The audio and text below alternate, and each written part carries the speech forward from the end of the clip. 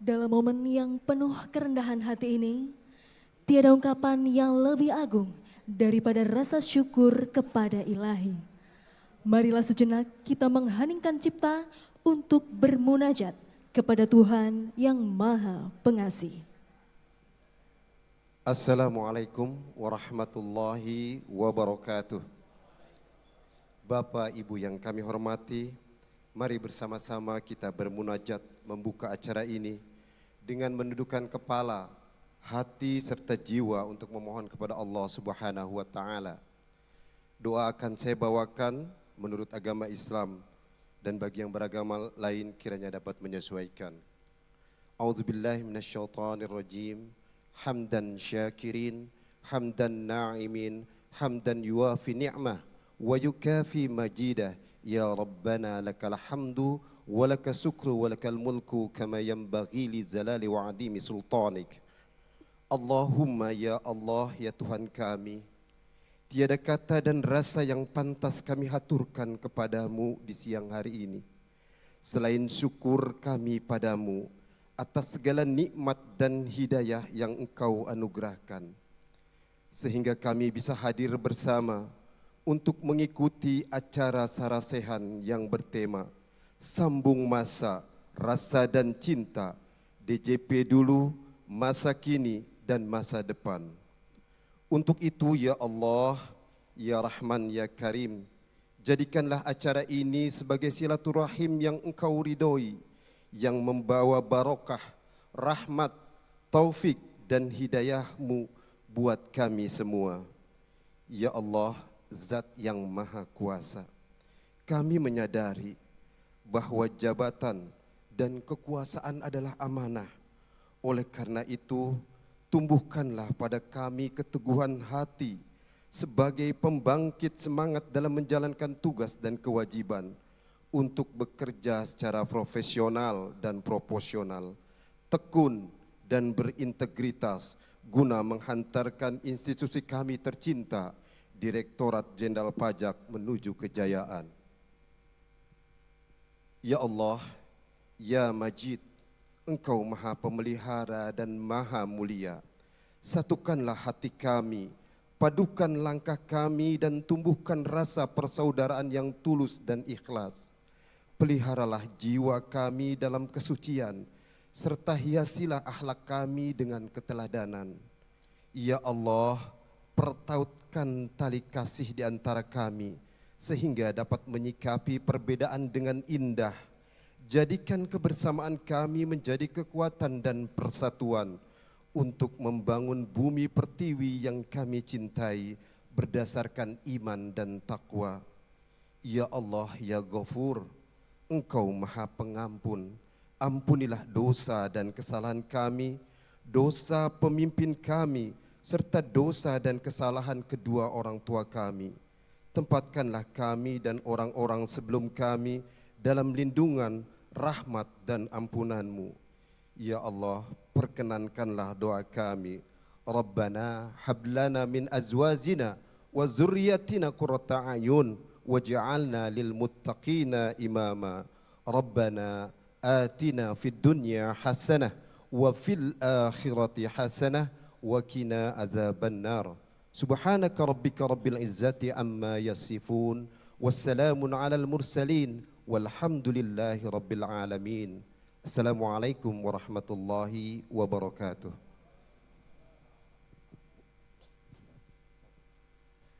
Kita berpijak pada bumi pertiwi yang diperjuangkan oleh para pendahulu bangsa.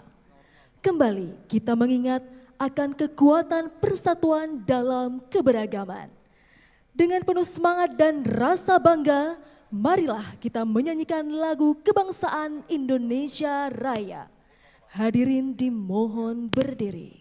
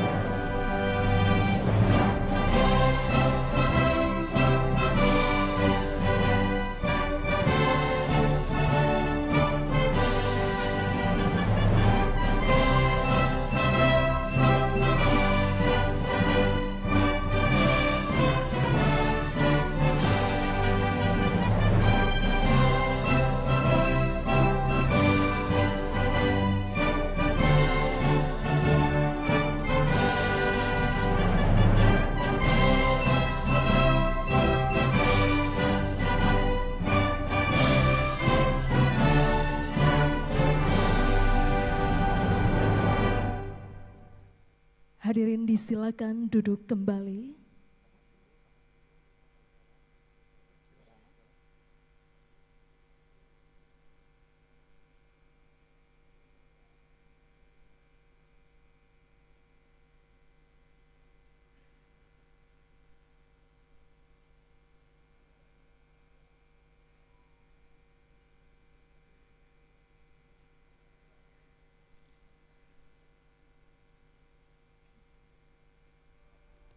Sebuah perjalanan mestilah meninggalkan suatu jejak, dan tapak jejak itu akan abadi di catatan sejarah kami. Dan sebuah perjalanan bukanlah jejak tunggal, ia adalah jalinan dari puluhan pengelana, dan ia adalah jalinan dari kerja sekelompok insan cendekiawan. Hari ini hadir di tengah-tengah kita para penoreh jejak sejarah perpajakan. Momentum reformasi perpajakan yang telah dimulai sejak tahun 1983 dan terus berlanjut pada masanya masing-masing. Pada masa Bapak Fuad Bawazir pertama kali dilakukan amandemen untuk Undang-Undang KUP, Undang-Undang Pajak Penghasilan, Undang-Undang Pajak Pertambahan Nilai, Undang-Undang Bea Materai, Undang-Undang Pajak Bumi dan Bangunan, serta disahkannya Undang-Undang BPHTB, Undang-Undang Badan Penyelesaian Sengketa Pajak, dan Undang-Undang Penagihan Pajak dengan surat paksa. Pada masa Bapak Abdullah Anshari Ritonga, sebagai respons atas krisis moneter 1998, Bapak Anshari Ritonga menginisiasi perubahan paket perpajakan Undang-Undang Pajak Penghasilan, Undang-Undang Pajak Pertambahan Nilai, Undang-Undang KUP, Undang-Undang Pajak Bumi dan Bangunan, serta Undang-Undang Bea Materai. Dan pada masa Bapak Mahfud Siddiq, terdapat pembaruan kedua atas Undang-Undang Pajak Penghasilan, Undang-Undang Pajak Pertambahan Nilai, Undang-Undang Ketentuan Umum dan Tata Cara Perpajakan, Undang-Undang Pajak Bumi dan Bangunan, serta Undang-Undang Bea Materai.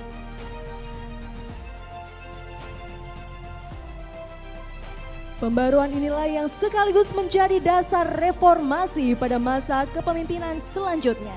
Pada masa kepemimpinan Bapak Hadi Purnomo, reformasi pun berlanjut dengan perubahan mendasar sistem administrasi perpajakan yang dikenal dengan modernisasi administrasi pajak.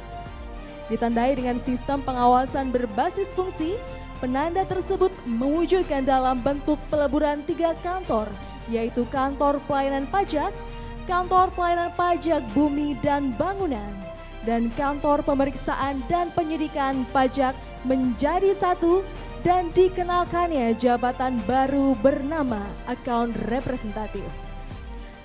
DJP pun membentuk kantor pengawasan khusus wajib pajak prominen dari seluruh Indonesia di bawah naungan Kanwil Wajib Pajak Besar. Pada tataran kantor pusat, DJP membentuk 3 unit baru, Kitsda, TPB, dan TTKI.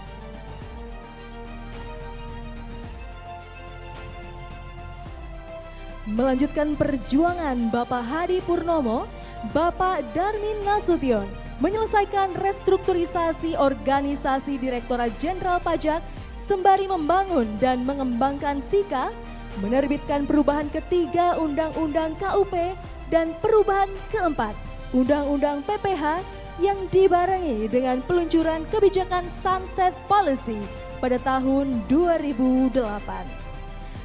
Di masa beliau pula lahirlah call center DJP Kering Pajak 500-200 sebagai tanda peluncuran inovasi pelayanan perpajakan berbasis teknologi.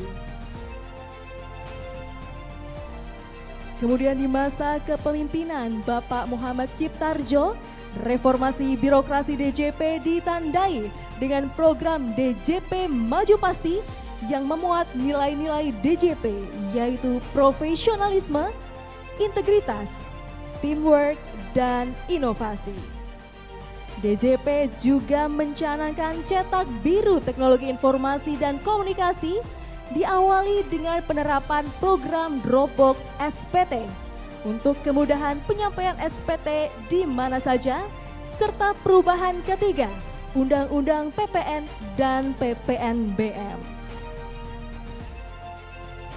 Menyadari urgensi basis data dalam optimalisasi penerimaan pajak, Bapak Fuad Rahmani mengawali kepemimpinannya dengan meluncurkan program Sensus Pajak Nasional serta pembaruan rencana strategis dan visi misi DJP yang diikuti dengan penetapan cetak biru manajemen SDM DJP selaras dengan penetapan nilai-nilai Kementerian Keuangan.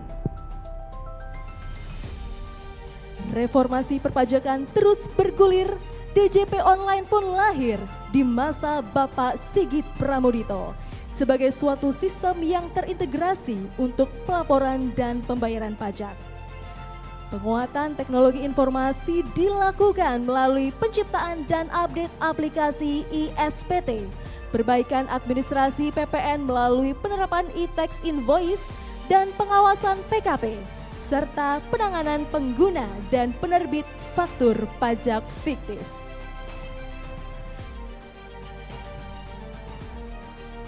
Teks amnesti Ditjen Pajak RI berhasil menarik perhatian dunia tertuju ke Indonesia di bawah kepemimpinan Bapak Ken Dwi Guistiadi. Penerapan dan implementasi teks amnesti yang masif diharapkan mampu menjadi gerbang peningkatan voluntary compliance seluruh wajib pajak dan mendorong masuknya investasi dana wajib pajak yang disimpan di luar Indonesia ke Indonesia sehingga mendorong pergerakan ekonomi secara masif. Selaras dengan program teks amnesti, masih di masa Bapak Ken Dwi Guistiadi, DJP menetapkan undang-undang tentang akses informasi keuangan untuk kepentingan perpajakan yang memudahkan proses pertukaran informasi keuangan antar otoritas pajak di seluruh dunia. Bapak Robert Pakpahan pun melanjutkan perjuangan penguatan jejak DJP melalui kolaborasi program Joint Audit antara DJP dan DJBC. Tak perlu menanti waktu berlalu, beliau pun meniup peluit lantang mengawali reformasi perpajakan jilid 3 dengan menetapkan landasan pada 5 pilar reformasi, yaitu organisasi, sumber daya manusia, teknologi informasi dan basis data, proses bisnis serta regulasi, serta menginisiasi adanya dedicated team yang saat ini disebut tim PSIAP. Dan DJP kini merangkum seluruh kejayaan dari masa ke masa para pendahulunya sebagai amunisi dalam menguatkan tekad, menyingsingkan semangat, mengharmonisasikan relung-relung kognitif dan afektif untuk mewujudkan masa depan bangsa penuh sejahtera. Terima kasih untuk jalinan masa, rasa, dan cinta yang tak lekang dimakan usia. Melanjutkan estafet reformasi perpajakan dari Bapak Robert Pakpahan, pada 1 November 2019, Bapak Suryo Utomo memimpin Direktorat Jenderal Pajak.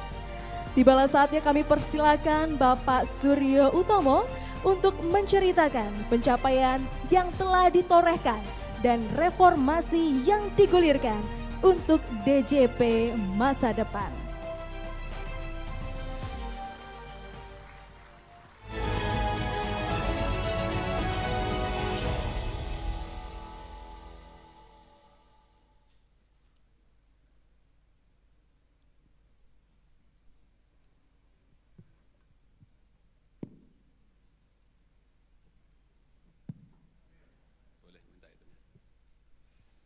Baik, Assalamualaikum warahmatullahi wabarakatuh. Selamat sore, salam sejahtera untuk kita semua. Om Swastiastu, Namo Buddhaya, salam kebajikan. Alhamdulillah pada siang hari ini kita dapat berkumpul bersama untuk retrospeksi, bercerita mengenai DJP dari waktu ke waktu.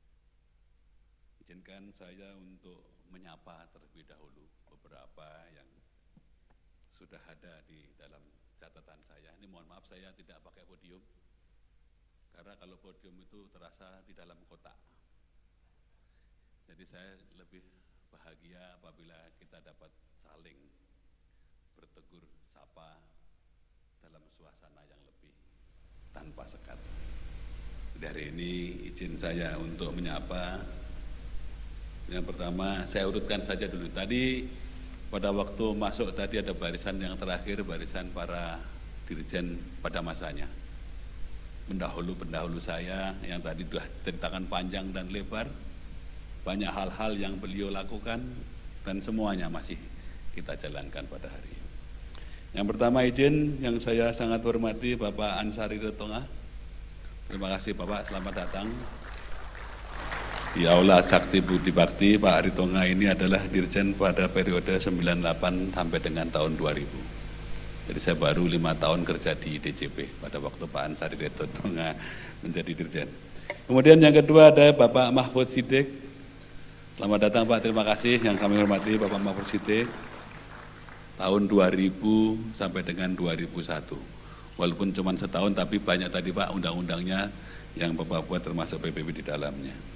Yang ketiga tadi izin Pak Darmin Nasution sudah berpamit duluan karena akan ada rapat pukul 2 ini, jadi saya mohon tadi beliau untuk menyampaikan. Pak Darmin periode 2006 sampai dengan 2009. Kemudian yang ketiga saya urutkan lagi Bapak Muhammad Ciptarjo ada di sini. Sekarang jadi tukang gambar dan tukang patung. Pak Cip ini adalah dirjen pada tahun 2009 sampai dengan tahun 2011. Jadi kalau 2009-2011 ya saya masih di PPN Pak, waktu itu di Direktur PP1 Pak. Kemudian selanjutnya 2011 sampai dengan 2015 ada Bapak Ahmad Fuad Rahmani. Beliau hadir pada waktu itu 2011, kemudian 2015 pas juga saya izin Pak Fuad untuk melanjutkan sekolah saya. Jadi Pak Fuad tahun 2011 sampai 2015 cuma 3 tahun saya off dari waktu yang Pak Fuad menjabat. Mohon maaf Pak Fuad ya, belum sempat membantu pada waktu itu. Pak Sigit adakah di sini Pak Sigit? Pak Sigit lagi sakit. Oke. Kemudian yang selanjutnya ini yang top ini Pak Ken Dwi Juki Hastiati. Pak Ken dirjen pada waktu 2015 sampai dengan tahun 2017. Jadi saling mengingat dan mengingat supaya kita nggak kelupaan lah kan kira-kira seperti itu. Kemudian yang terakhir Pak Robert Pak Pahan, Direktur Jenderal Pajak 2017 sampai dengan 19. Dan mudah-mudahan Pak Robert senantiasa diberikan kesehatan karena habis operasi jantung kemarin. Nggak apa-apa saya sampaikan Pak Robert ya, jangan marah Pak Robert. Jadi Pak Robert habis operasi kemarin, mudah-mudahan beliau senantiasa diberikan kesehatan. Dan yang selanjutnya ada Pak Made Rate, walaupun belum jadi dirjen tapi luar biasa beliau ini ada di sini. Staf ahli Menteri Keuangan pada masanya Pak ya, dan Ketua BPPK kalau tidak salah Pak ya, Kepala BPPK terakhir. Kemudian Bapak-Bapak Eselon 2 di seluruh Indonesia, Bapak Ibu, yang waktu itu menjabat eselon 2 saya nggak bisa sebutkan satu persatu. Bapak-bapak dan ibu-ibu adalah guru saya. Karena saya juga lahir di DJP, 30 tahun saya mengabdi sampai dengan hari ini. Dan mudah-mudahan sama seperti Pak Penny, 5 hari lagi pensiun. Pak Penny kita senggol terus, Pak Penny sekjen saya yang 5 hari lagi pensiun. Jadi sama pun juga nanti akhirnya kami pun juga akan pensiun sama seperti bapak-bapak yang saya sebutkan tadi. Jadi terima kasih Bapak-Bapak dan Ibu yang pernah menjadi eselon 2 di Direktorat Jenderal Pajak berkenan hadir pada kesempatan hari ini. Dan tak lupa juga ada beberapa perwakilan dari mitra sahabat yang negaranya mendeploy institusi yang ada di Indonesia. Saya undang yang pertama mungkin dari OECD, ada yang mewakili di sini? Dari OECD. Kemudian dari ATO, Australian Tax Office ada di sini. Kemudian dari GIC, Pak Mahfud Siddiq juga ada di GIC ya. Dutch Jerman, bahasanya susah Pak, pokoknya GIZ gitu aja Pak.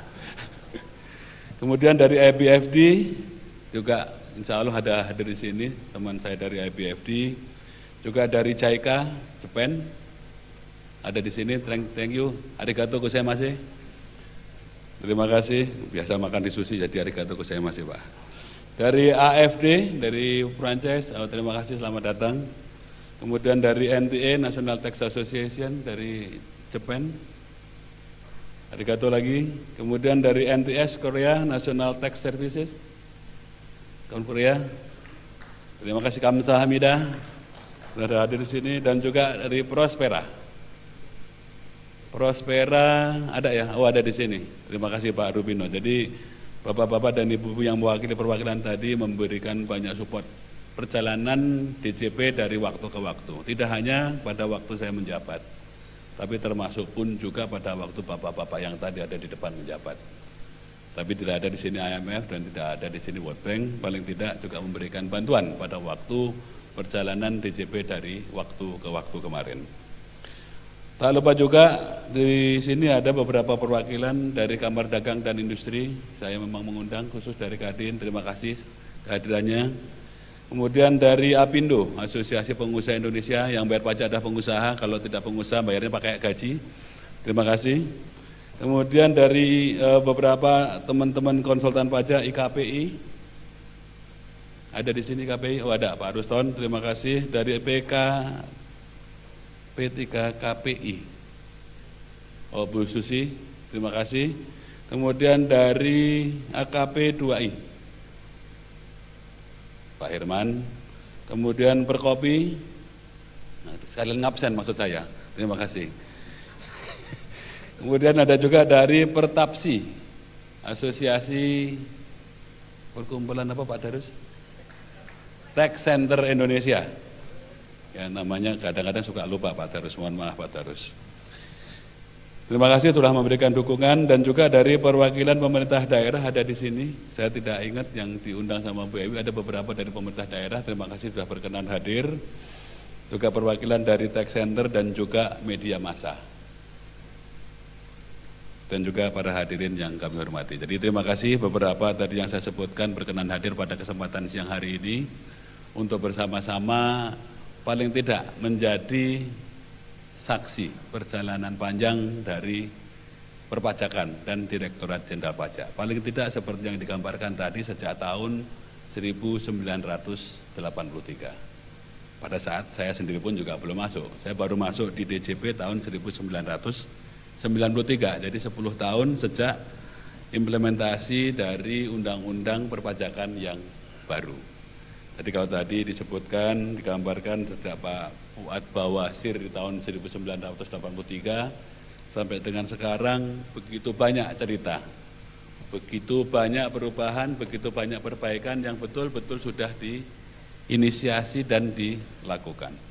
Perubahan undang-undang, perubahan cara kerja, perubahan organisasi, perubahan mengenai ke-SDM-an, semuanya sudah pernah dilakukan. Dan satu hal yang menjadi niscaya adalah bahwa perubahan adalah suatu keniscayaan.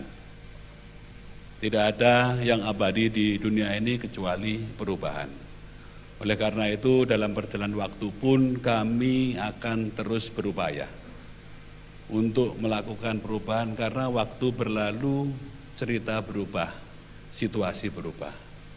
Yang paling sederhana di beberapa tahun terakhir, kalau Bapak dan Ibu sekalian lihat, adalah perubahan cara bertransaksi. Yang paling sederhana, atau cara berkomunikasi, atau cara berhubungan di media. Jejak digital, komunitas digital, transaksi digital menjadi sesuatu yang tidak bisa kita hindari. Walaupun rambut bertambah putih seperti saya, tapi mau tidak mau harus mengupdate diri supaya bisa melakukan kegiatan yang saat ini memang harus dilakukan. Kegiatan yang erat kaitannya dengan digitalisasi. Jadi dalam kesempatan ini izinkan saya pun juga menyampaikan terima kasih yang setinggi-tingginya kepada Bapak dan Ibu sekalian, para pendahulu kami, pendahulu yang terus-menerus membuat, menciptakan, menyusun bata-bata organisasi Direktorat Jenderal Pajak supaya terus kokoh berdiri dalam mewujudkan cita-cita dan melaksanakan tugas pengumpulan penerimaan negara. Dan juga tak lupa saya sampaikan ucapan terima kasih kepada Bapak dan Ibu sekalian yang beriringan dengan kami. Kalau kami di Direktorat Jenderal Pajak, banyak sekali tadi yang saya sampaikan berada di sekeliling kami. Pelaku, pengusaha, stakeholder yang lain yang terus-menerus bantu dan terus-menerus bersama-sama untuk melakukan apa? Melakukan perbaikan-perbaikan yang memang harus kita upayakan dari waktu ke waktu.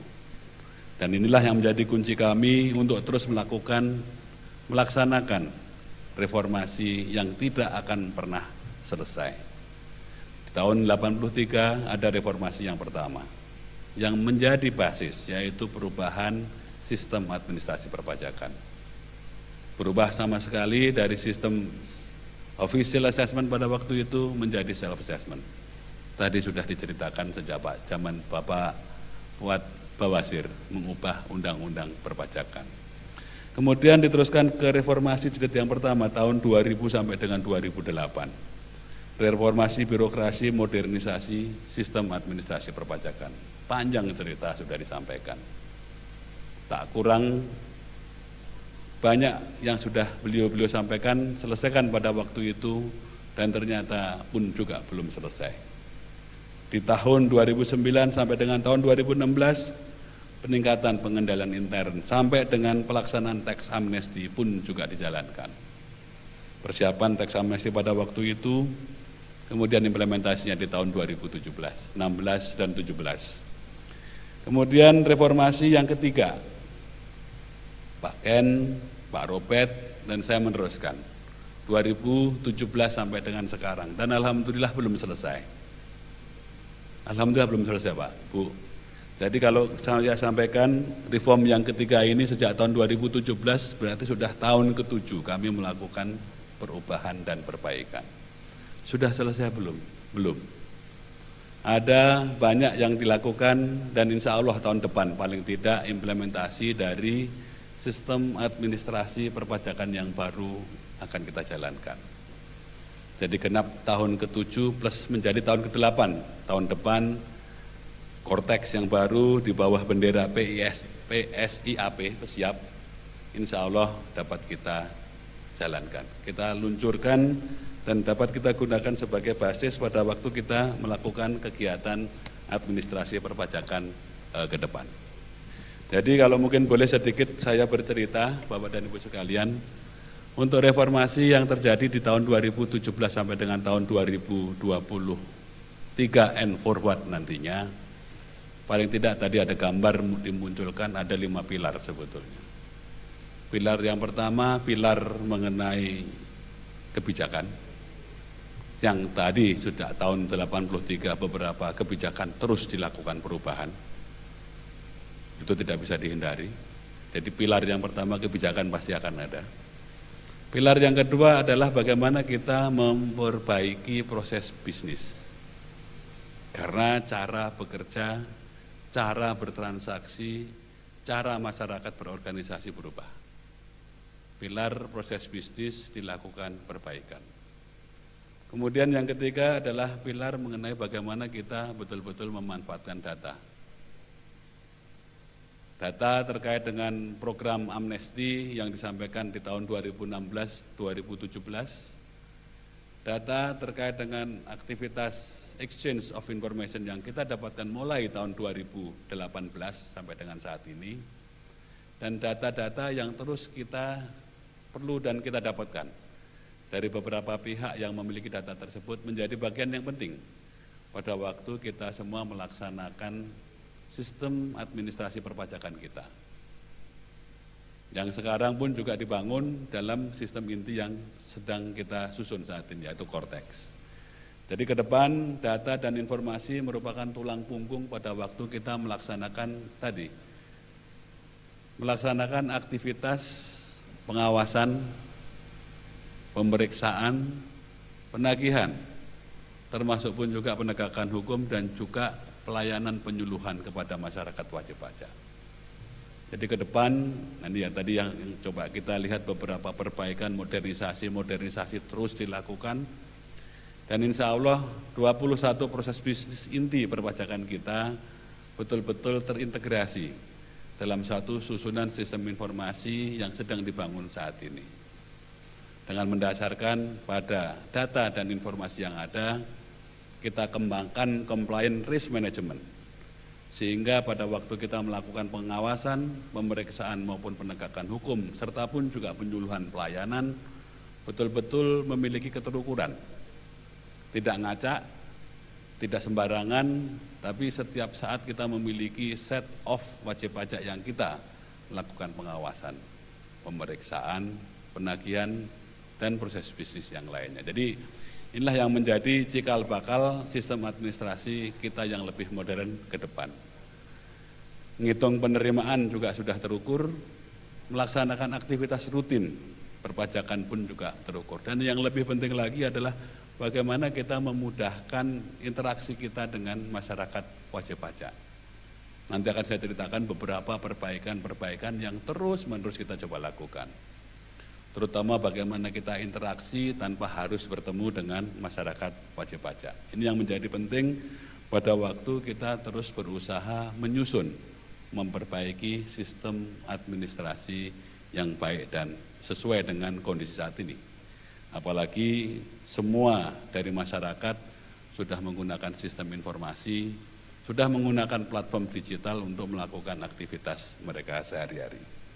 Kemudian yang keempat dan kelima adalah bagaimana kita memperbaiki ke-SDM-an kita ke depan. Ini menjadi penting karena tulang punggung organisasi bekerja adalah sumber daya manusia. Tulang punggung orang melaksanakan sistem administrasi adalah juga sumber daya manusia. Jadi menjadi penting bagi kami untuk terus bagaimana mengkalibrasi anggota-anggota kami yang ada di Direktorat Jenderal Pajak untuk melaksanakan sistem informasi yang akan kita gunakan ke depan. Untuk lebih kompeten, lebih terukur, dan lebih bertanggung jawab. Tadi sempat Pak Robert sampaikan sedikit, saya ambil bahasa Pak Robert saja tadi di tempat makan. Memungkinkan nggak suatu saat nantinya KPP sudah nggak nampak lagi di tempat-tempat yang berbeda-beda pada saat kita melakukan transaksi yang sudah digital?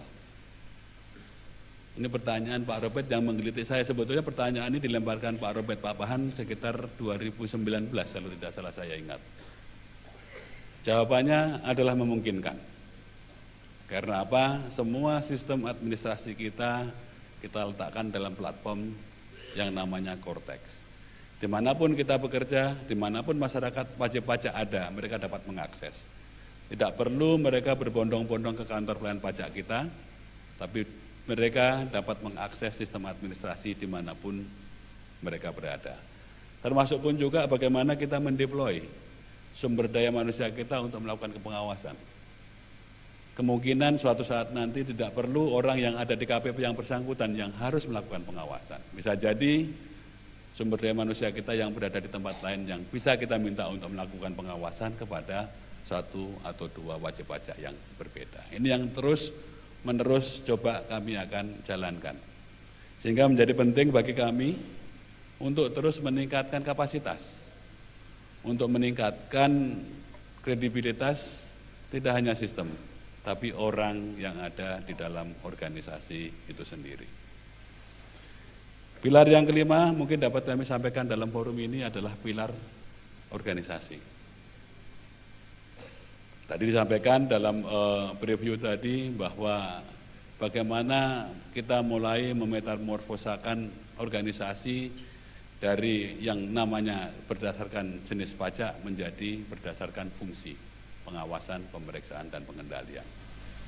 Dalam berjalannya waktu, Bapak dan Ibu sekalian, mungkin sedikit saya pengen mengupdate. Sejak tahun 2020 ketemu COVID, tahun 2021 sudah mulai kita bisa bangkit. Kami mulai memperkenalkan organisasi berbasis kewilayahan. Karena tidak bisa dipungkiri penetrasi untuk masyarakat memang masih diperlukan. Jadi saya bukan mereverse yang disampaikan Pak Robert tadi, tidak, mesti harus jalan bersamaan. Di titik mana kita bisa melakukan aktivitas yang seperti Pak Robert, Pak Pahan tadi sampaikan. Tapi di titik lain kita pun juga mesti harus memahamkan cerita bahwa masyarakat Indonesia berada dari Sabang sampai dengan Merauke sumber-sumber ekonomi berada tersebar di seluruh Indonesia, dan belum semua data dan informasi masuk ke dalam sistem administrasi yang kita miliki. Jadi menjadi penting pada waktu kami mencoba bekerja dengan modus operandi pengembangan sistem kewilayahan. Jadi bagaimana kami mendeploy 1-2 seksi yang ada di masing-masing kantor pelayanan pajak Pratama untuk bergerak di wilayah operasinya masing-masing. Tujuannya yang pertama mengumpulkan data dan informasi. Kemudian yang kedua mengawasi wajib pajak yang ada di masing-masing wilayah tersebut. Dan yang terus akan kita kembangkan seiring dengan berjalannya waktu. Dan mulai tahun kemarin Bapak dan Ibu sekalian, kami menambah sekitar 8 KPP Madya yang baru. Dan ini ada pemikiran kami juga akan merefine lagi KPP dan Kanwil wajib pajak besar dan Kanwil khusus. Kira-kira apakah modus operandinya akan sama seperti saat ini atau mungkin kita streamline menjadi Kanwil ataupun KPP yang lebih fokus untuk melakukan administrasi perpajakan kepada wajib pajak yang prominent tadi yang disampaikan. Ini yang menjadi PR kami ke depan, karena kami tidak bisa hindari, itulah kira-kira yang harus kami lakukan pada waktu kami harus terus mengcapture penerimaan. Semakin hari semakin tinggi PDB yang ada, produk domestik brutonya, sehingga tidak dapat dipungkiri jumlah penerimaan pajak yang harus dikumpulkan juga mengalami peningkatan. Bapak dan Ibu sekalian, jadi tiap hari, tiap masa PDB mengalami pertumbuhan karena pertumbuhan ekonomi dan juga terjadinya inflasi. Secara teoritis, pertumbuhan ekonomi dan inflasi akan membentuk namanya pertumbuhan penerimaan. Andai kata tax buoyancy-nya masih di atas 1, setiap tahun bergerak, tax ratio akan mengalami peningkatan. Namun apabila tax buoyancy ada di bawah 1, secara teoritis tax ratio akan mengalami penurunan. Pada waktu, dengan berjalannya waktu juga kita terus membutuhkan, negara terus membutuhkan namanya penerimaan. Yang menjadi penting bagi kami pada waktu bagaimana caranya kami melakukan perbaikan, dan perbaikan.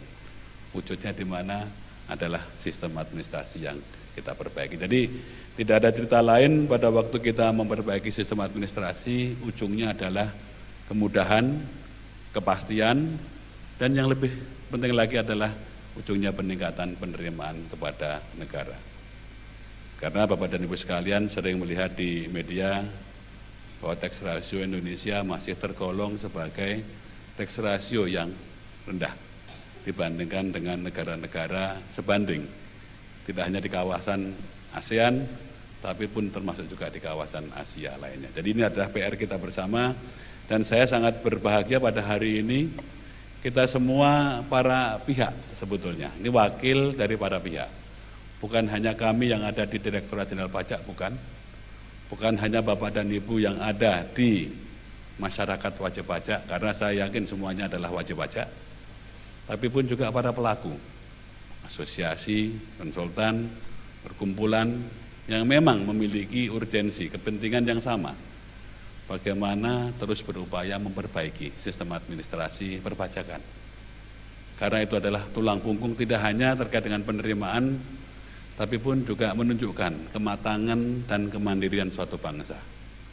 Apabila sistem administrasinya betul-betul governance, akuntabel, dan dapat mengcover seluruh potensi di sektor perekonomian, itu menunjukkan bahwa sistem administrasinya betul-betul menunjukkan sistem administrasi yang dimiliki oleh bangsa yang maju, bangsa yang betul-betul kuat, bangsa yang betul-betul dapat memanfaatkan potensi yang ada. Bapak dan Ibu sekalian, sedikit saya ingin mengupdate terkait dengan perbaikan kebijakan yang di beberapa tahun kemarin sudah kita luncurkan. Ini mohon maaf, di catatannya banyak banget, jadi saya malah bingung nih, yang mana nih. Jadi yang paling terakhir Bapak dan Ibu sekalian, kalau boleh kami sampaikan adalah implementasi dari Undang-Undang Harmonisasi Peraturan Perpajakan. Kalau tadi kita mendengar cerita dari Undang-Undang tahun 83, Undang-Undang KUP, Undang-Undang PPH, Undang-Undang PPN, Undang-Undang PBB yang belakangan, Undang-Undang BPHTP yang kemudian muncul belakangan, dan Undang-Undang Bea Materai. Dan undang-undang itu masih berlaku sampai dengan saat ini. Dapat kami sampaikan bahwa undang-undang yang terbit di tahun 1983 masih berlaku hingga saat ini. Betul beberapa kali dilakukan perubahan, perbaikan, penyesuaian. Tahun 2000 dilakukan, tahun 2004 dilakukan, tahun 2007 dilakukan, 2008-2009 juga dilakukan, tahun 2010 terakhir, kemudian yang terakhir kemarin tahun 2022, yaitu implementasi Undang-Undang Harmonisasi Peraturan Perpajakan. Apakah itu undang-undang pajak? Iya, karena yang dilakukan penyesuaian adalah undang-undang pajak. PPH, PPN, KUP ada di situ dilakukan penyesuaian dan perbaikan oleh undang-undang harmonisasi peraturan perpajakan. Ada beberapa catatan barangkali Bapak dan Ibu sekalian perlu kiranya kita lihat keseragamannya. Yang coba kami luncurkan, yang kami coba sisipkan dalam Undang-Undang Harmonisasi Peraturan Perpajakan itu sendiri. Yang pertama terkait dengan administrasi, yaitu penggunaan NIK sebagai NPWP. Dan ini terus-menerus kami lakukan perbaikan, penyesuaian, supaya pada waktu implementasi platform Cortex ke depan betul-betul sudah dapat kita laksanakan secara maksimal. Walaupun sekarang kalau Bapak dan Ibu sekalian masuk ke platform kami, DJP website sekarang sudah bisa menggunakan NIK sebagai kata sandi pada waktu mau masuk ke dalam sistem administrasi Direktorat Jenderal Pajak. Namun demikian ke depan kita akan lebih secure lagi bahwa NIK memang betul menjadi basis pada waktu kita mengorganize sistem administrasi plus data yang ada di dalam sistem dengan menggunakan parameter yang sama, yaitu NIK. Itu yang pertama. Jadi mudah-mudahan tidak lagi kita berpikir untuk menggunakan 2 nomor, tidak lagi kita berpikir untuk menyimpan kartu lebih dari 1, tidak lagi kita berpikir mencocokkan lagi antara data NIK dengan NPWP. Sekarang memang sudah kita lakukan, dan izin saya laporkan sudah sekitar 78 juta kalau tidak salah kemarin ya Pak Yon Bewi ya. 58 juta NIK dan NPWP padan. Ini yang terus kami lakukan penyesuaian karena banyak NIK dan NPWP yang waktu itu belum padan. Kami terus lakukan pemadanan. Kemana kami melakukan pemadanan? Di antaranya dengan Dukcapil, di antaranya juga dengan beberapa KL Kementerian Lembaga yang lain, dan juga dengan perbankan. Dan juga kami mengundang pada waktu itu adalah penyesuaian ataupun pemadanan yang dilakukan secara mandiri oleh masyarakat wajib pajak. Dan ini kami sangat yakin merupakan tulang punggung dari sistem administrasi yang ada. Dengan NIK sebagai NPWP memudahkan para pihak, dan nanti suatu saat Bapak dan Ibu sekalian, kami sangat percaya suatu saat semua sistem dapat terhubung satu dengan yang lain dengan parameter yang sama, yaitu NIK. Itu suatu saat nanti. Jadi supaya kita juga sama-sama memudahkan administrasi, tidak hanya di DJP, termasuk di KL yang lain atau di private sektor yang lain, NIK menjadi basisnya. Kemudian yang kedua Bapak dan Ibu sekalian, yang saya catat pada waktu itu adalah kalau PTKP dahulu hanya untuk orang pribadi saja. Nah, dalam Undang-Undang Harmonisasi Peraturan Perpajakan, PTKP digunakan juga untuk UMKM, yaitu omset sampai dengan 500 juta tidak kena pajak. Kalau dulu untuk orang pribadi semata sebagai personal orang pribadi, kalau sekarang untuk UMKM. Ini memudahkan, memberi dukungan kepada masyarakat untuk bekerja atau mendapatkan penghasilan lebih. Dan menstimulasi bahwa sampai dengan 500 juta tidak lagi dipotong atau dipungut pajak penghasilan. Kemudian yang lain adalah bagaimana kita melaksanakan program pengungkapan sukarela. Ini terusan dari punya Pak Ken waktu itu dengan teks amnesti, ternyata masih ada yang ketinggalan Pak Ken, TA pada waktu itu Pak Ken. Jadi diskusi cerita sepertinya perlu dilakukan program pengungkapan sukarela, makanya dengan undang-undang HPP pada waktu itu dilakukan program pengungkapan sukarela supaya apa? Masyarakat kembali. Ini yang menjadi, terus terang saja Bapak dan Ibu sekalian, platform ataupun basis sebetulnya dari sistem administrasi perpajakan. Tadi saya sampaikan bahwa data dan informasi dari para pihak dimiliki, termasuk data dan informasi tax amnesty dan juga PPS. Ini merupakan basis data yang betul-betul solid supaya apa? Supaya kami dapat tadi melakukan administrasi perpajakan dengan sebaik-baiknya. Dan tadi sempat kami diskusi dengan Pak Darmin tadi, beliau mengingat namanya benchmarking yang waktu Pak Robert Papahan tahun 2007 dulu pernah introduce gitu ya. Bagaimana kita menggunakan benchmarking pada waktu kita melakukan pengawasan ataupun pemeriksaan. Nah, ini yang menjadi platform sebetulnya pada waktu kami mencoba mendesain compliance risk management yang kami juga letakkan di dalam Cortex. Nanti dibalut dengan komite kepatuhan supaya apa? Kita menentukan wajib pajak yang pas sesuai dengan data yang ada. Jadi insya Allah ke depan dalam melakukan pengawasan segala macam pemeriksaan tidak lagi kelihatan bahwa pelaksanaannya dilakukan secara sporadis. Tapi betul-betul terukur, terdaftar dan memiliki masa untuk dapat diselesaikan dengan sebaik-baiknya. Kemudian yang lain sebetulnya di Undang-Undang Harmonisasi Peraturan Perpajakan ini adalah bagaimana perluasan bracket PPh orang pribadi. Jadi izin Pak Irate, Pak Sarifudin, PPh-nya agak sedikit di check up Pak, tadinya 30%, ya saya mohon kita naikin Pak jadi 35% Pak untuk tarif tertinggi orang pribadi. Ya kan yang punya Pak Irata sama, saya sampaikan Pak Irata sama Pak Sarifudin Alsah kan kalau nggak salah tuh undang-undang PPh kan. Jadi yang buat Pak Estu Budiarto di situ tuh. Jadi itu dinamika yang ada pada waktu itu sehingga apa? Ya keterseimbangan pada waktu kita mendefine undang-undang ada yang kita letakkan sebagai keberpihakan yaitu UMKM dan juga beberapa pengecualian dari pengenaan PPN yang kita letakkan di undang-undang. Tapi di sisi yang lain sebagai balancingnya adalah bagaimana kita membuat pemerataan dan keadilan bagi masyarakat yang berpenghasilan lebih tinggi lagi. Dan kalau Bapak dan Ibu sekalian cermati di beberapa saat terakhir kemarin isu atau diskusi mengenai pajak natura juga muncul, pajak penghasilan atas natura. Kami sudah coba klarifikasi dan PMK juga sudah diterbitkan. Itu juga bagian dari Undang-Undang Harmonisasi Peraturan Perpajakan. Jadi secara sederhana dapat kami sampaikan bahwa Undang-Undang Harmonisasi Peraturan Perpajakan merupakan baseline, basis untuk sistem perpajakan yang ke depan. Supaya apa? Supaya lebih berkeadilan, lebih fair, lebih sederhana. Dan sedikit bicara lebih fair dan lebih sederhana, ada undang-undang yang sebelumnya tadi sudah disampaikan, mungkin zaman Pak Ken atau Pak Robert ya, saya yang nggak ingat ya, undang-undang mengenai pemulihan ekonomi nasional dan undang-undang cipta kerja.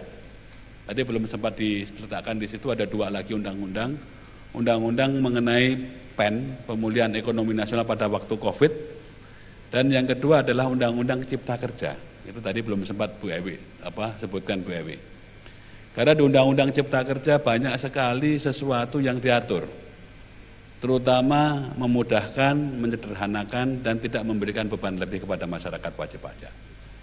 Contoh yang paling sederhana adalah pengenaan sanksi keterlambatan yang lebih rendah daripada undang-undang yang sebelumnya. Kalau dulu telat ya 2% per bulan, selesai 48% maksimal kan gitu. Tapi dengan undang-undang cipta kerja, sanksi tadi direduksi sesuai dengan tingkat bunga atas keterlambatan kalau kita mempunyai hutang piutang dengan pihak lain. Nah, ini yang menjadi titik pada waktu kita terus melakukan perbaikan dan penyesuaian. Jadi nanti ke depan sistem administrasi yang baru ya pasti harus mengadopsi perubahan-perubahan yang ada. Nah, saya kepingin nitip pada kesempatan ini Bapak dan Ibu sekalian, Bapak dan Ibu yang ada atau yang pernah menjadi pegawai Direktorat Jenderal Pajak, Bapak dan Ibu yang ada di praktisi yang ada di lapangan, dan juga ada beberapa teman-teman pembawa pesan dan berita, saya pengen nitip bahwa implementasi sistem yang baru tidak hanya dikhususkan bagi pegawai Direktorat Jenderal Pajak. Karena ada beberapa bagian dari sistem berfungsi untuk penyuluhan dan pelayanan kepada masyarakat wajib pajak. Jadi pada waktunya nanti, pada waktu sistem sudah in place, saya kepengen mengajak Bapak dan Ibu sekalian untuk apa? Siar cerita kepada seluruh masyarakat. Karena mereka yang akan menggunakan sistem administrasi perpajakan di sisi wajib pajak. Nanti Bapak Ibu wajib pajak bisa melihat pada waktu memasukkan permohonan, kapan permohonan diproses, apa kurangnya, kapan harus diselesaikan. Akan kelihatan di situ, tracing, tracking terhadap permohonan bisa dilakukan melalui akun yang mereka miliki masing-masing. Jadi ada beberapa akun yang terus kita develop untuk memudahkan masyarakat wajib pajak. Dan ini sangat jamak pada waktu saya yakin Bapak dan Ibu sekalian pasti punya e-banking, bisa melihat akunnya masing-masing, di akun itu isinya apa saja bisa dilihat. Nah ini sama seperti pada waktu Bapak dan Ibu sekalian nanti melihat yang ada di sistem informasi Direktorat Jenderal Pajak. Itu kira-kira Bapak dan Ibu sekalian yang pengen saya sampaikan sebagai pengantar alam-alaman cerita pada sore hari ini. Saya tidak pengen memutus mata rantai. Rantai yang terputus berarti akan lepaslah seluruh kendali. Jadi saya kepengen menjaga bahwa rantai ini akan terus bertaut, bergandeng antara kami yang junior ini dengan seniornya pasti, antara kami yang ada di Direktorat Jenderal Pajak dengan yang ada di Direktorat Jenderal Pajak pasti, karena bukan kami akan bekerja sendirian, bukan kami akan berjalan sendirian, tapi kami akan berjalan bersama. Dengan siapa? Dengan seluruh para pihak dan stakeholder yang memang sangat erat terkait dengan kami yang ada di Direktorat Jenderal Pajak. Mungkin satu terakhir sebelum kami akhiri, sedikit update Bapak dan Ibu sekalian, bahwa saat ini bahasanya agak susah sih kalau untuk seusia saya atau yang lebih senior, terkait dengan chatbox. Chatbox itu apa? Chatbox itu semacam wahana atau media yang digunakan, yang kita sediakan untuk berkomunikasi antara wajib pajak dengan kami, tapi bukan kami orang yang menjawab, tapi mesin yang menjawab. Bisa diakses 24/7, 24 jam sehari, 7 hari dalam seminggu. Nah ini terus kami develop, kami terus kembangkan. Tujuannya apa? Untuk memudahkan wajib pajak mengakses kami yang ada di Direktorat Jenderal Pajak. Paling tidak ada pertanyaan-pertanyaan yang sudah standar, terus kami akan kembangkan. Pertanyaan-pertanyaan yang sering dipertanyakan oleh teman-teman wajib pajak, terus akan kami kembangkan, supaya kami bisa mendevelop chatbox ini. Nah ini yang terus kami jalankan, dan alhamdulillah ini Bapak dan Ibu sekalian, beberapa waktu yang lalu sudah jalan, nanti silahkan kalau mau diakses, sudah jalan ya Bu Ewi ya. Jadi silahkan nanti kalau Bapak dan Ibu mau mengakses via chatbox boleh. Kalau klip ada petugas kami yang terima telepon, silahkan, itu sudah menjadi sesuatu yang biasa dilakukan. Kemudian ada beberapa yang lain, ini terkait, ini yang kami lagi kembangkan nih sekarang, ini mudah-mudahan diberikan kemudahan dan cepat bisa kita implementasikan. Klik call and counter. Jadi walaupun itu nantinya akan kita terapkan di Cortex yang baru, sistem yang baru, tapi paling tidak dalam beberapa masa ke depan komunikasi atau mengajukan permohonan cukup dengan ngeklik saja, lewat klik. Ini inisiasi dari Pak Robert pada waktu itu sebetulnya sih, bagaimana ngeklik. Pokoknya Pak Robert aja lah, pokoknya sakit tak kasih kredit gitu aja Pak Robert. Jadi bagaimana kita ngeklik bisa nyambung dengan permohonan, ngeklik bisa nyambung dengan komunikasi. Klik, call and counter. Counter itu yang paling belakang.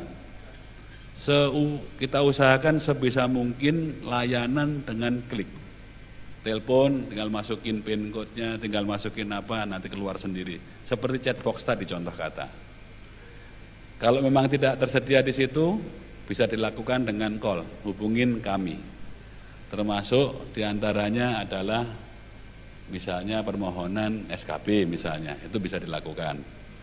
Permohonan-permohonan yang lain yang tidak dilakukan secara otomasi bisa dilakukan dengan call. nelpon ke tempat kami melalui klip atau mungkin dengan akses yang lain. Dan yang satunya lagi counter ya, kita tetap kita buka counter untuk permohonan-permohonan yang memang belum tersedia, karena tidak mungkin semua aktivitas yang ada di Direktorat Jenderal Pajak dapat kami digitalisasi pada saat yang bersamaan. Tapi insya Allah dengan berjalannya waktu ini yang terus kami susun untuk bisa diakses oleh para masyarakat wajib pajak. Itu barangkali Bapak dan Ibu sekalian sebagai catatan, mudah-mudahan ya saya sangat berharap karena kita bareng-bareng di ruangan ini, ya saya kepingin kita menyiarkan kepada teman-teman kita yang ada di luar ruangan ini. Ke depan insya Allah semua akan menjadi lebih sederhana, lebih mudah, lebih baik, lebih transparan, lebih akuntabel. Dan menghindari tadi friksi ataupun pertemuan dengan masyarakat wajib pajak ini yang coba terus kami lakukan dari waktu ke waktu. Dari prosesi yang mencoba untuk menghindari dari waktu ke waktu hubungan interaksi dengan wajib pajak secara langsung. Dan saya sangat apresiasi ada beberapa relawan-relawan yang terus-menerus untuk bercerita pajak ya. Mungkin di Tech Center ada relawan yang terus cerita, apalagi nanti atau kemarin pada waktu memasukkan SPT bantuin, nemenin wajib pajak. Dan ini sepertinya harus terus kita kembangkan karena tadi kami nggak bisa sendirian, pada waktu wajib pajak juga membutuhkan informasi ataupun mungkin cerita lah mengenai bagaimana cara memasukkan atau menyampaikan laporan pajak dengan sebenar-benarnya. Jadi inilah cerita di 4 tahun saya menjabat menjadi Dirjen atau 7 tahun kami melakukan reformasi perpajakan, dan saya sangat memohon dukungan Bapak dan Ibu sekalian betul-betul, karena apa, tidak ada negara yang hebat kecuali sistem administrasi perpajakannya betul-betul kuat. Dan saya kepengen sampaikan bahwa cuplikan tadi dari tahun 83 sampai dengan tahun 2017 kami sudah kemas dalam satu buku, bundel buku perjalanan panjang reformasi perpajakan. Saya kepengen men-share ini kepada Bapak dan Ibu sekalian supaya apa? Paling tidak mengingat apa yang sudah terjadi sekaligus mengevaluasi apa yang perlu harus kita lakukan perbaikan ke depan. Jadi buku ini didesain waktu saya ngejar-ngejar Pak Robert lah pokoknya. Pak Robert mesti harus buat buku. Karena apa? Kalau enggak nanti ada yang lupa. Sehingga saya minta Pak Yon untuk menjadi pengelola lah paling tidak penulis buku ini. Minimal ada sesuatu yang kita bisa share bersama-sama secara institusional. Apa yang sudah terjadi dari 2003 sampai dengan dari tahun 1983 sampai dengan tahun 2017. 17 and forward sedang dalam penulisan. Saya belum bisa bagi sekarang karena baru tahun depan rolling out Cortex akan dilakukan. Jadi saya kepengen sajikan menjadi runtut cerita Bunga Rampai pada waktu sistem informasi betul-betul sudah dapat kita luncurkan kepada publik untuk dapat digunakan dengan sebaik-baiknya. Sekali lagi terima kasih atas kehadirannya. Tak lekang usia, tak lekang masa, silaturahim harus terus terjaga. Assalamualaikum warahmatullahi wabarakatuh. Om Santi Santi Santi Om. Jangan balik. Boleh mapnya?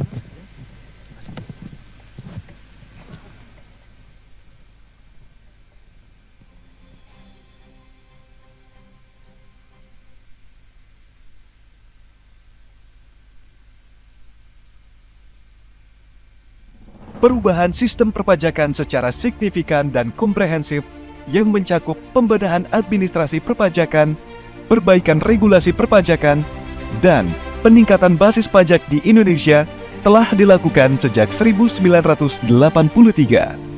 Direktorat Jenderal Pajak telah melakukan reformasi administrasi perpajakan dengan melakukan perubahan sistem administrasi perpajakan secara berkesinambungan. Berbagai inisiatif perbaikan telah dilaksanakan dalam beragam aspek, baik penataan organisasi, perbaikan regulasi, penyempurnaan proses bisnis, hingga pembaruan sistem inti yang kita harapkan akan dapat segera diimplementasikan. Kisah panjang ini telah didokumentasikan dengan apik yang terangkum dalam sebuah buku Reformasi Administrasi Pajak dari Masa ke Masa. Buku ini kelak akan menjadi bukti jejak perjalanan administrasi pajak dari masa ke masa, mulai dari peran penting pajak bagi negara, aspek-aspek sistem administrasi pajak di Indonesia, hingga proses reformasi perpajakan yang terus digaungkan dari waktu ke waktu. Buku Reformasi Administrasi Pajak dari Masa ke Masa terdiri dari 17 bab. Dalam buku ini pula, pembaca akan disuguhkan gambaran peranan pajak dari kejayaan kerajaan-kerajaan Nusantara hingga aspek administrasi pajak setelah era Orde Lama, saksi para pelaku sejarah reformasi yang terdiri dari menteri dan mantan pejabat negara, direktur jenderal pajak, staf ahli menteri keuangan, pejabat eselon 1, pejabat eselon 2, hingga narasumber dari lembaga luar negeri.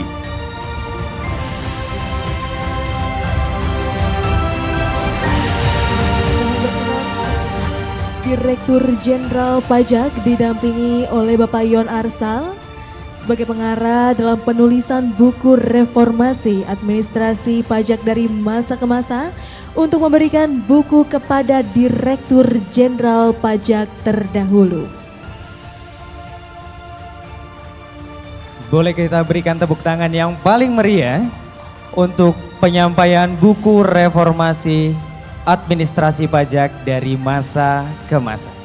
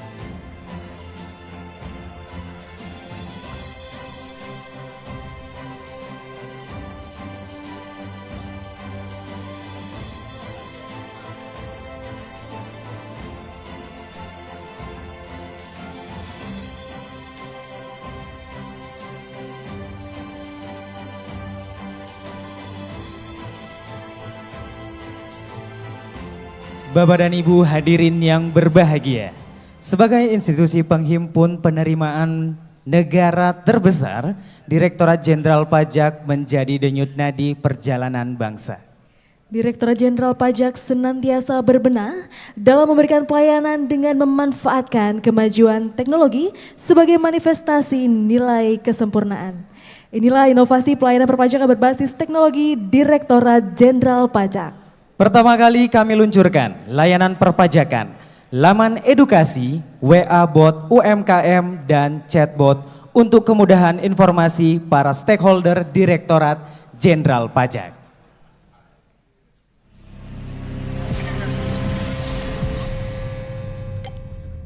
Situs edukasi.go.id disusun dalam rangka edukasi berkelanjutan kepada wajib pajak. Terdapat 7 modul yang dikembangkan. Ketujuh modul akan saling melengkapi dalam proses edukasi kepada wajib pajak. Modul pertama, inklusi kesadaran pajak.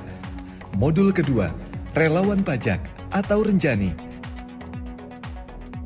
Modul ketiga, ruang belajar pajak. Modul keempat, kunjung DJP atau Anjang Sana Edukasi. Modul kelima, kunjung perpustakaan DJP. Modul keenam, Business Development Service atau BDS. Modul ketujuh, modul anak usia dini.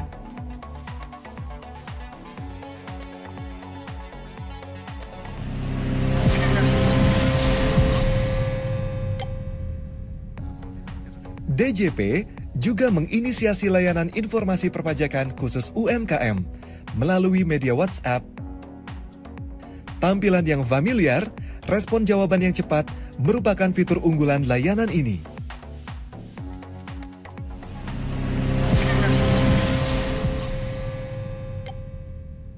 Kini telah hadir virtual asisten DJP berbasis kecerdasan buatan yang dapat diakses melalui laman www.pajak.go.id bernama Fisko dan Fiska.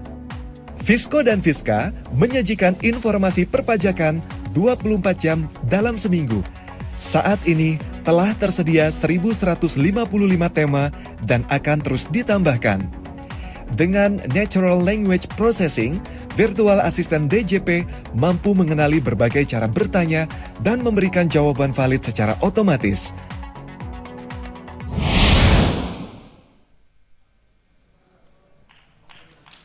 Boleh tepuk tangan yang paling meriah Bapak Ibu atas peluncuran layanan perpajakan. Silakan Bapak dan Ibu kita gunakan seluas-luasnya layanan perpajakan dari Direktorat Jenderal Pajak. Bisa diakses melalui web edukasi, bisa diakses melalui www.edukasi.pajak.go.id, WA bot UMKM dan juga chatbot untuk umum diakses melalui www.pajak.go.id.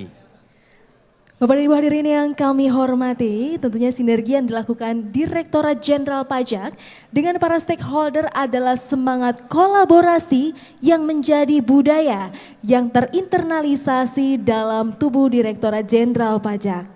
Bapak Ibu, sebelum kita saksikan pemberian penghargaan kepada para stakeholders, mari kita saksikan kolaborasi apik pegawai Direktorat Jenderal Pajak dalam lantunan lagu Hero.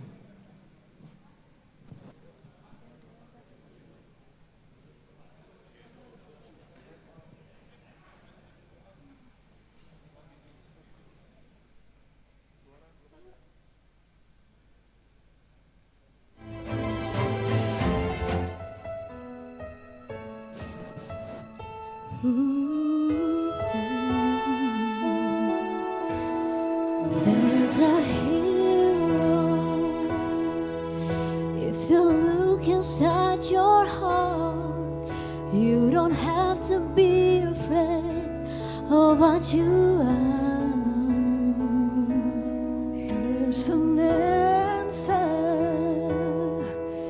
If you reach into your soul, and the sorrow that you know will melt away,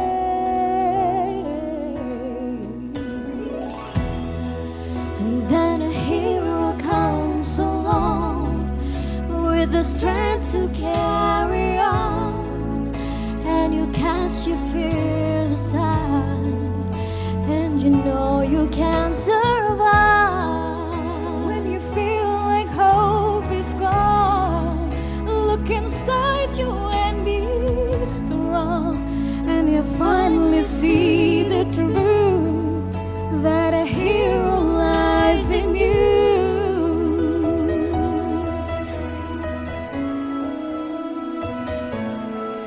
It's a long road when you face the world alone.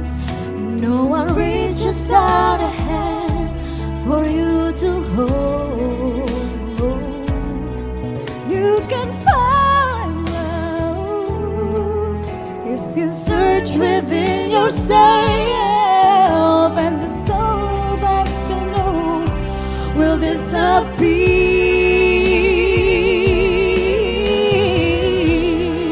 And then a hero comes along with the strength to carry on, and you cast your fear aside, and you know you can survive. So when you feel like hope is gone, look inside you and be strong, and you finally see the truth that a hero lies in you.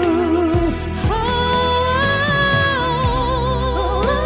Lord, dreams are hard to follow, but don't let anyone tear them away. Hold on, there will be tomorrow. In time, you'll find a way.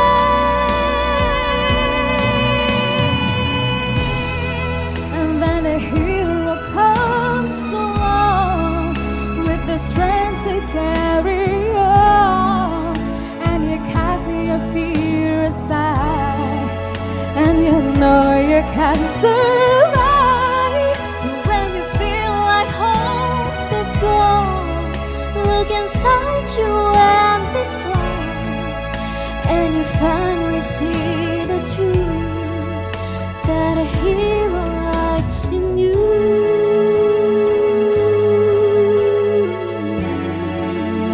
That a hero lies in you.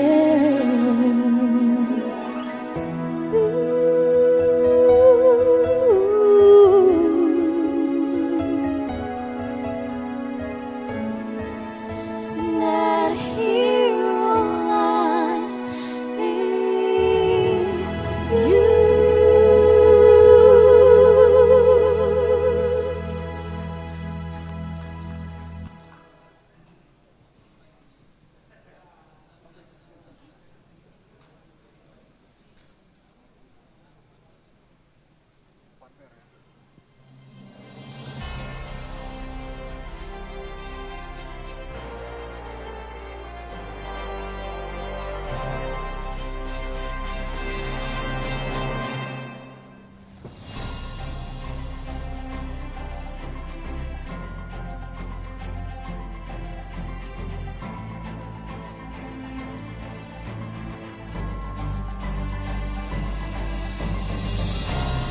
Bapak dan Ibu hadirin yang kami hormati, dari masa ke masa Direktorat Jenderal Pajak berdedikasi untuk memberikan pelayanan terbaik kepada seluruh masyarakat Indonesia.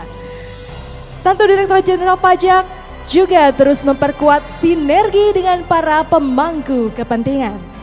Pada kesempatan yang berbahagia hari ini, Direktorat Jenderal Pajak memberikan apresiasi kepada para stakeholder yang telah memberikan dukungan penuh dalam reformasi perpajakan.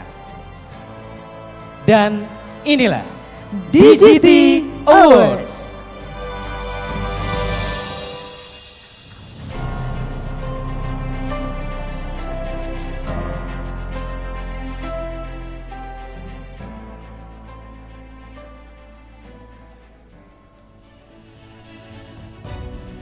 Pemberian penghargaan kepada organisasi internasional atas kontribusi dalam reformasi perpajakan diberikan kepada Australian Taxation Office ATO, Australia Indonesia Partnership for Economic Development Prospera, Agency Franchise Development AFD, Deutsche Gesellschaft Internationale Zusammenarbeit GIZ, Japan International Cooperation Agency JICA, International Bureau of Fiscal Documentation IBFD, National Tax Agency NTA, National Tax Services NTS, Organization for Economic Cooperation and Development OECD.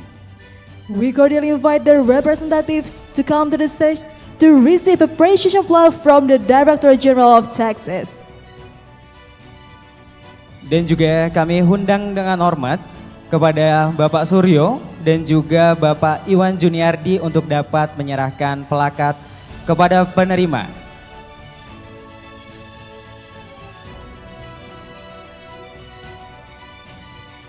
Once again, we cordially invite the representatives to come to the stage to receive appreciation plaque from the Director General of Texas.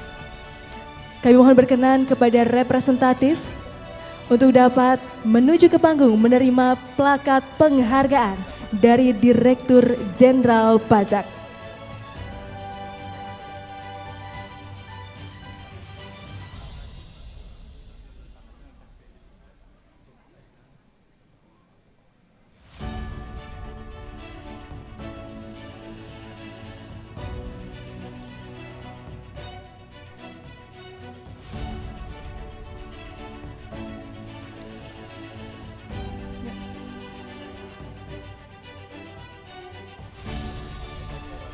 Kami silakan untuk selanjutnya Direktur Jenderal Pajak didampingi Bapak Iwan Juniardi menyerahkan plakat penghargaan kepada organisasi internasional yang telah mendukung reformasi perpajakan Direktorat Jenderal Pajak.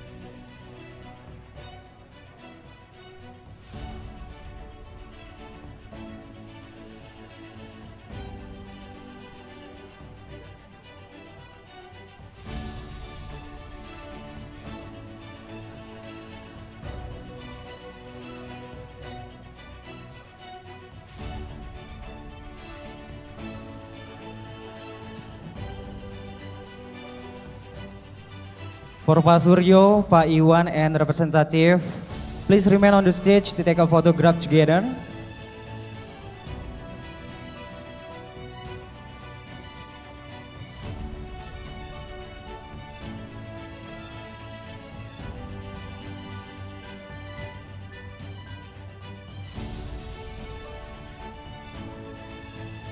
Baik, terima kasih kepada Bapak Suryo Utomo untuk dapat tetap di atas panggung. Thank you Bapak Iwan and all representative, you may return to your seat.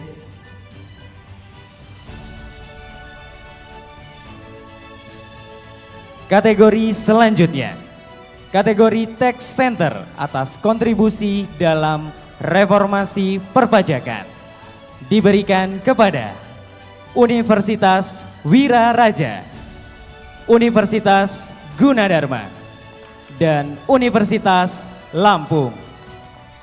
Kami mohon berkenan Bapak Nufran Stawira Sakti untuk dapat hadir di panggung mendampingi Bapak Direktur Jenderal Pajak memberikan penghargaan kepada Tax Center yang telah mendukung reformasi perpajakan.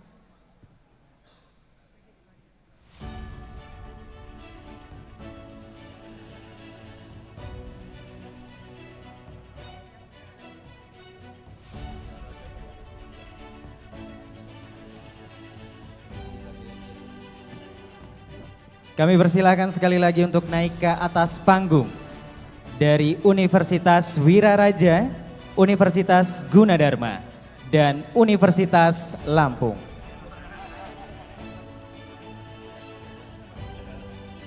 Yang pada kesempatan pada siang hari ini dihadiri langsung oleh para rektor dari universitas yang menerima penghargaan.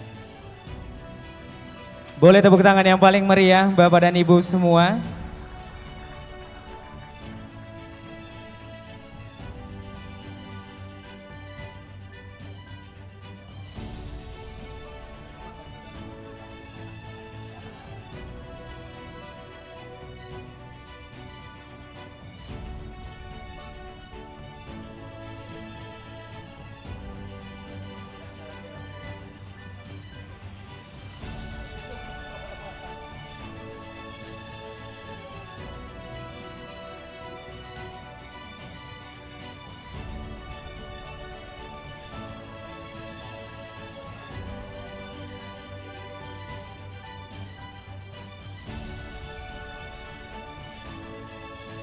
Kami mohon kesediaannya sekali lagi untuk dapat mengabadikan momen berharga di siang hari ini.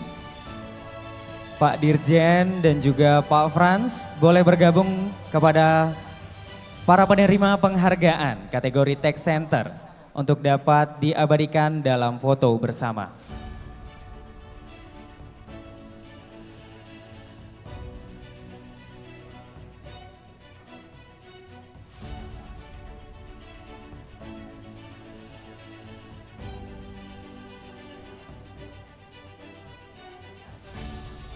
Terima kasih Bapak dan Ibu.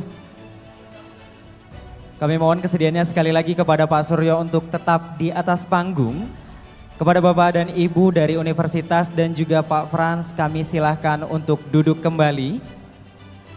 Digit Awards kategori media massa yang telah berkontribusi dalam reformasi perpajakan diberikan kepada Bisnis Indonesia, Investor Daily Indonesia, Harian Kontan, Harian Kompas, Media Indonesia, DDTC News, antaranews.com, kontan.co.id, bisnis.com, kompas.com, Kompas TV, SCTV, Liputan 6, dan Berita 1.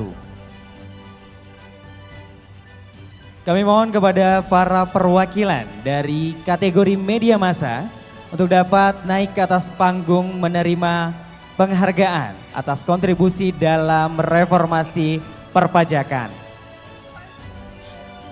Kami mohon berkenan kepada Bapak Yon Arsal untuk dapat hadir di panggung mendampingi Direktur Jenderal Pajak memberikan penghargaan kepada media massa yang telah berkontribusi dalam reformasi perpajakan.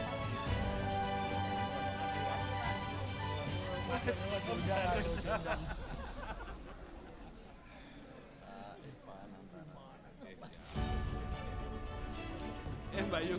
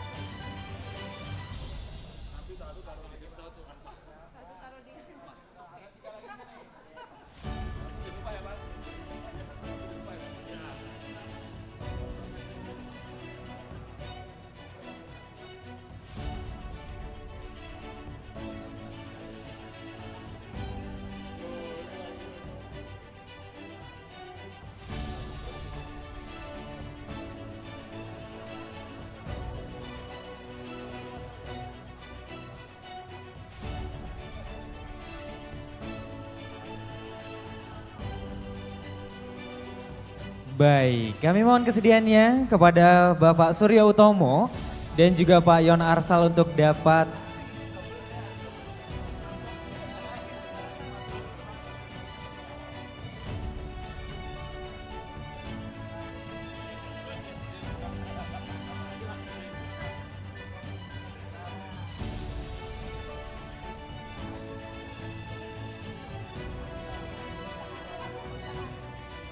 Baik, barangkali Bapak Suryo dan Pak Yon boleh di tengah-tengah. Kita abadikan momen berbahagia di siang menuju sore hari ini. Penerimaan media massa atas kontribusi dalam reformasi perpajakan.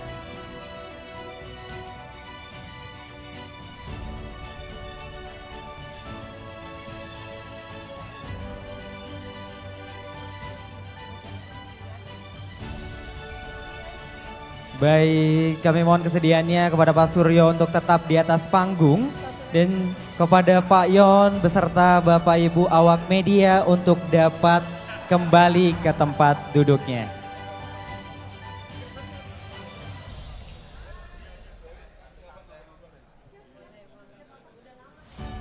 Baiklah Bapak dan Ibu hadirin yang kami hormati, di GT Awards berikutnya diberikan untuk kategori institusi pemerintah dan asosiasi yang telah berkontribusi dalam reformasi perpajakan.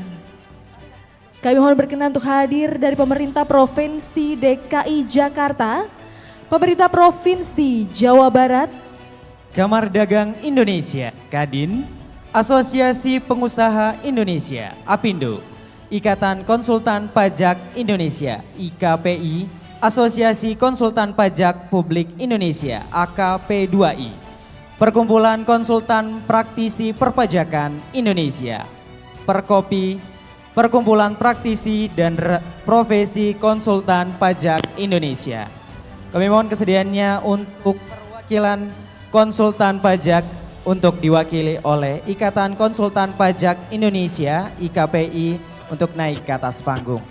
Selanjutnya kami mohon berkenan Bapak Penny Hirjanto mendampingi Bapak Direktur Jenderal Pajak untuk memberikan penghargaan apresiasi kepada institusi pemerintah dan asosiasi yang telah berkontribusi dalam reformasi perpajakan.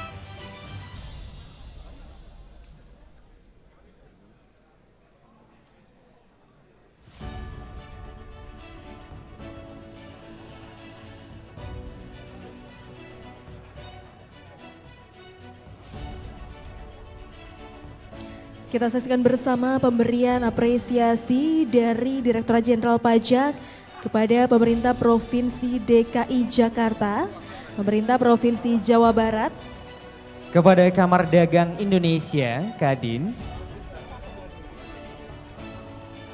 Asosiasi Pengusaha Indonesia APindo, dan untuk konsultan pajak diwakilkan oleh Ikatan Konsultan Pajak Indonesia (IKPI).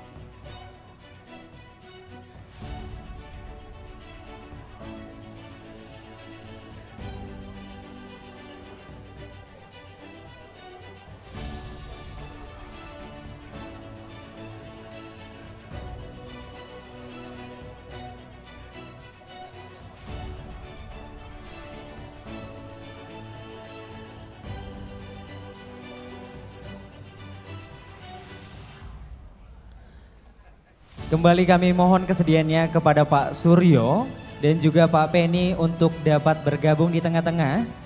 Mohon izin Pak Penny boleh di tengah, di samping Pak Suryo. Oh ya, boleh silakan untuk dapat berfoto bersama.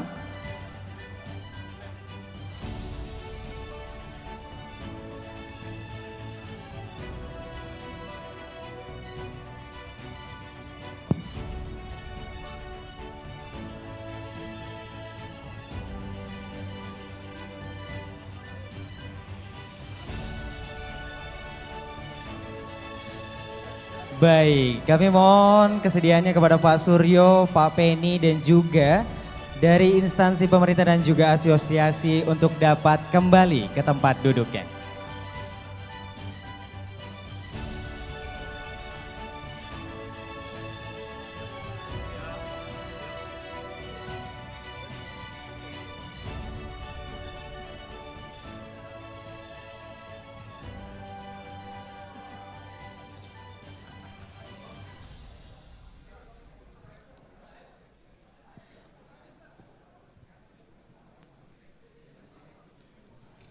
Sekali lagi kami sampaikan apresiasi atas dukungan dan kontribusi para pemangku kepentingan dalam menyukseskan reformasi perpajakan. Boleh tepuk tangan yang paling meriah untuk kita semua Bapak dan Ibu. Bapak dan Ibu yang kami hormati, kita telah sampai di penghujung acara. Perjalanan DJP kini dan DJP masa depan tentunya tidaklah mudah. Semoga kegiatan hari ini dapat memperkuat sinergi untuk senantiasa menyambung masa, rasa dan cinta untuk Indonesia maju dan sejahtera. Wassalamualaikum warahmatullahi wabarakatuh. Om Santi Santi Santi Om.